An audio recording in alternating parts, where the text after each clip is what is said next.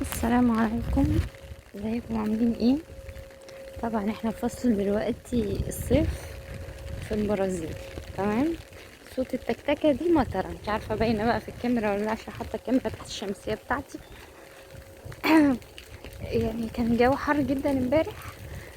بصينا النهارده لقينا الصبح مطره كتير، قلت هتقف ولا حاجه، ما وقفتش. لقيتهم مكلميني في الحضانات بتاعت ولادي، المفروض ميعادهم الساعه 4، قالوا لي لا. ال- الساعة 11 وواحدة 11 ونص تيجي تاخديهم عشان الدنيا مطر. وهم أصلا بيعتمدوا عندهم في المدارس على الأنشطة. ايه ده، أنا رايحة فين؟ أيوة همشي كده. شايفين المية ده كل ده، ويعني فتاح المجاري مفتوحة، اللي هي بتاعت المجاري المطر دي مفتحة كلها. يعني مش فاهمة أنا برد ولا حر؟ أنا كنت مصيفة، دلوقتي شتيت لبست جاكيت. انت في البرازيل المفروض تبقى عامل حسابك دولابك يبقى فيه لبس الاربع فصول في في نفس المكان مع بعض. عشان يوم ايه ده، في نفس اليوم حر برد رعد برق مطر. من يومين كان في فيضانات، حالة تحفة. انا ما يعني انا تمام، انا ماشية غرقانة كده مفيش مشاكل، حاطة الشمسية. اجيب العيال ازاي بقى؟ يعني اجيبهم خليهم عندكم، خليهم يمكن الساعة 4 دي. بص السما اصلا يعني ما فيش من الصبح كده، وهي تحسها المغرب بتأذن. يعني الساعة دلوقتي عندنا 11 ولا 10. تمام. المطره من كتر رياح ومطر بيطصوا في وشي طب. يعني في ناس مثلا عادي انت حاطط الشمسيه ما تجيش عليك، لا انت حاطط الشمسيه ولابس تقيل. وبرضه نفس الكلام. انا لسه من يومين رحت الطعام كنت عامله حسابي عشان الانفلونزا والهري اللي هم فيه ده، وما لحقتش اخف والله، كنت تعبانه. أنا من ساعة ما جيت هنا ما شاء الله جات لي حساسية عشان تغير الجو الفظيع ده. انا مش متعودة على الجو ده طبعا. وكنت جيت في فترة ولدت وكده، وكنت طبعا فترة ما بعد الولادة دي واحدة بتبقى مفيش مناعة، فالدنيا كانت مظبوطة معايا قوي. يعني ما مشيتش على طول، قعدت شوية لحد ما اخدت حساسية ومشيت ورجعت تاني. رجعت اكمل. ما حرمتش. تمام. العيوب الوحشة في موضوع الكشف، مش عارفه انا ثانيه بس امسح الكاميرا عشان اكيد جه عليها ميه فششت. العيوب هنا الوحشه في موضوع يا نهار ابيض على الميه.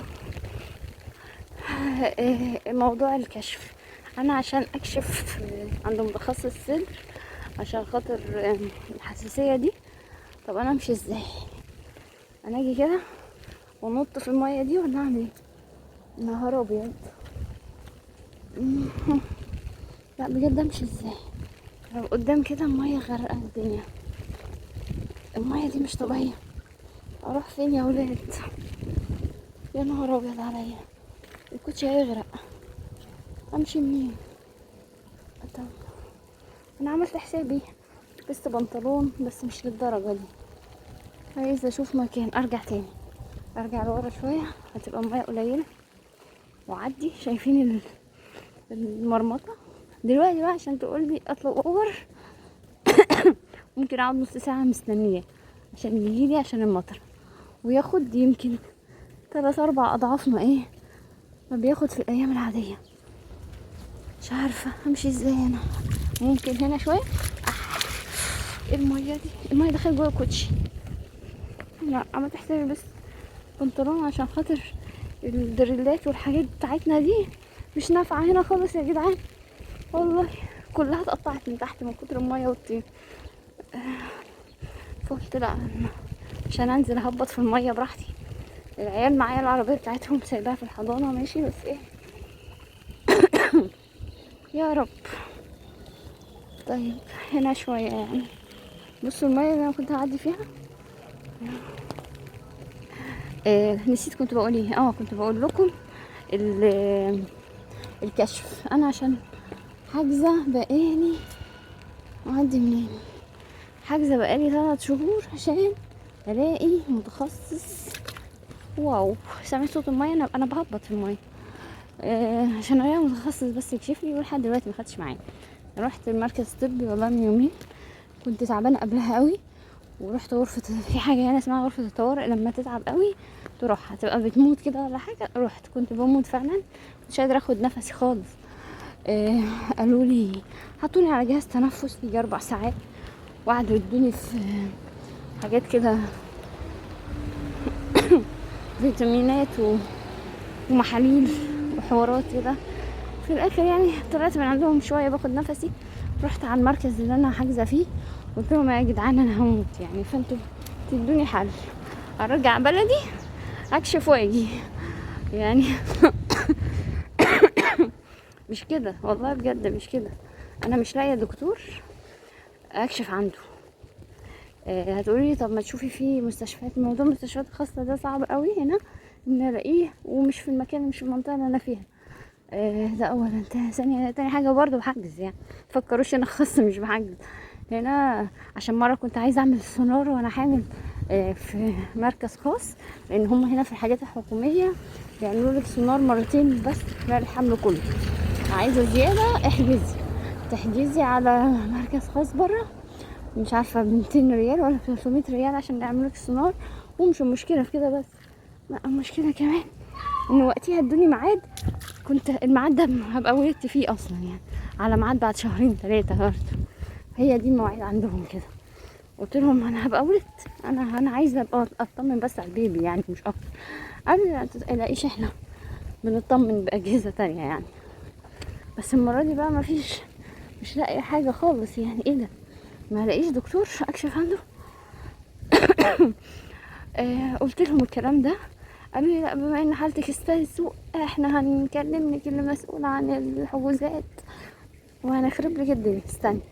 مستنيها وبقى لي اسبوع. الاخصائيه الاجتماعيه قالت لي ابعت لك على الواتساب، ما عادي ما بعتتش اصلا اي حاجه. فهنا تيجي بدكتورك. يا نهاري على الميه، هنا تيجي انت والدكتور بتاعك معاك يعني. يا بخت الدكاتره هنا بجد، هتعملوا احلى شغل، هتكشف لنفسك ولعيلتك واللي تعرفهم. وايه الشارع ده، وانا غرقت خلاص. يعني الواحد يا ريته كان طلع دكتور، كان نفع نفسه، كان زمانه نفع نفسه.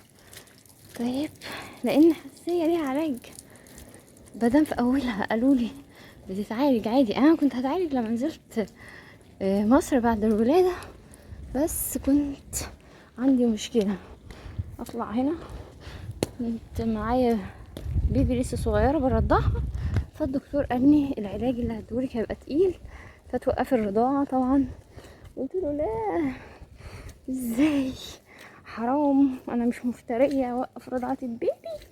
كنت وقفتها، هي وقفت ما كملش 6 شهور الست وسكتت، كنت وقفتها. ما وقفتهاش ليه؟ غبيه. بس فما تتغبوش في حاجه ايه صح ليها علاقه بصحتكم، عشان ما البيبي ده اللي انتي زعلانه عليه انتي اللي هتربيه، فانتي لما تتعبي مش هتعرفي تربيه. انا بعاني معاناه يعني ربنا وحده اعلم. يعني الواحد صراحه اول مره كنت احس بالناس اللي هي بتقول نفسي او عندي حساسيه، ان ازاي تقعد ليله كامله ممكن صاحي عشان مش قادر تاخد نفسك، انت بتسحبه كده سحب عشان تقدر تاخده. ولكن البرازيل برضو حلوه وفيها حاجات جميله، وده اوحش عيب فيها يعني. كل مكان فيه عيوب وفيه مميزات، فهي فيها مميزات كتير، ولكن العيب ده هو انا عارفه ان غصب عنهم، لان هنا ما عندهمش دكاتره شاطرين زينا وكتار، ما فيش ثقافه التعليم. يعني احنا عندنا ما فيش بيت ما فيهوش دكتور ومهندس ومستشار والحوارات دي. هنا ما فيش بيت ما فيهوش حد جاهل. هنا اللي بيتعلموا القله قليله، الباقي جهله بقى كده، جهله ما بيعرفش يكتب، فاهمين؟ اذا كانت لغتهم الاصليه اساسا هم ضعاف فيها. لو واحد قوي في اللغه وبيتكلم معاهم بيعرف ان هم لما بيقعدوا يقصوا في الكلام يكتبوا الكلام غلط. احيانا يبعتولي حاجات على الواتس او يكتبوا حاجه، الكلام ده انا ما خدتهوش يا جماعه في الكلاس، يطلع كلمه اصلا تانية، او يعني يطلع هم منقصين حرفين 3 من الكلمة، فاهمين؟ فاللي هو انت لازم تتعلم وتتعلم يعني جهلهم الاتنين مع بعض، تتعلم اللغة وتتعلم اللي جاهل باللغة ازاي هيكتب لك او هيقول لك. تمام. الجو فظيع، يا نهار ابيض على الهوا. المطره بتصفش، هي بطلت حاليا ولكن في رذاذ كده بسيط. ربنا يسترها بقى، تقف شويه لحد ما ايه، انا خلاص داخله على الشارع بتاع الحضانه. ناس ماشيه، بصوا هوا ساعه، هم ماشيين بشورت، وفي الشتاء بيبقوا لابسين جاكيت وعليه الشورت. مش فاهمه انا الجزء التحتاني ده مش تبعهم. انا هعدي وانتوا ايه ابو عدي ابو عدي. العربيات تمشي تمشي بالراحه ايه مع نفسكم. ده كده هنخش شمال سكيرتا، جيتا سكيرتا، وهنلاقي الحضانة بتاعت أسيناتا. المشكلة ان هم زوحوني على حضانتين، انا مقدمه لهم هما الاتنين مع بعض، قالوا لي لا دي صغننه ودي كبيره، فرق بينهم سنه يعني مش كتير. لا الحضانه اللي فيها أسيناتا منظمين، هم منظمين فيها، بياخدوا من اول سن 6 شهور، هنا بياخدوا منك الطفل من 6 شهور. عشان انت تشتغل وتعيش حياتك براحتك وتفشل وتبقى جاهل زي ما انت عاوز. يعني اللي غيظني ان عاملين كل ده وفي الاخر هما جهله. يعني انا ياخدوا مني طفلي عشان اشتغل اتعلم، فاهمين؟ وماشيش اهم حاجه، وفي الاخر برضه ما بيتعلموش. ليه يا جدعان ما بتتعلموش؟ لا هو احنا كده عجبنا الجهل اللي احنا عايشين فيه. في حضانه من 6 شهور لسنتين، وفي بقى من فوق السنتين لحد اللي هو 4 أو 5 سنين لحد ما يخش بقى المدرسة الكبيرة. ففي أسينات هنا هي حضانة، بس مش هينفع اصور جوه عشان ممنوع. ماشي اخش اجيبها واكلمكم تاني، ارجع لكم ولا ايه تاني. جبت أسيناتا لبسوها لبس شتوي عشان صح، عشان انا كنت وديها بلبس صيفي، كان المفروض كان حر والله يا جدعان، قلب مطر اهو غطيهم. يلا بقى نروح نجيب اسيا، خليكم معايا. واخيرا خلصنا وجبنا اسيا يلا مالك، يلا امسكي العربيه بتاعت اختك عشان نمشي. اسيناتا نامت.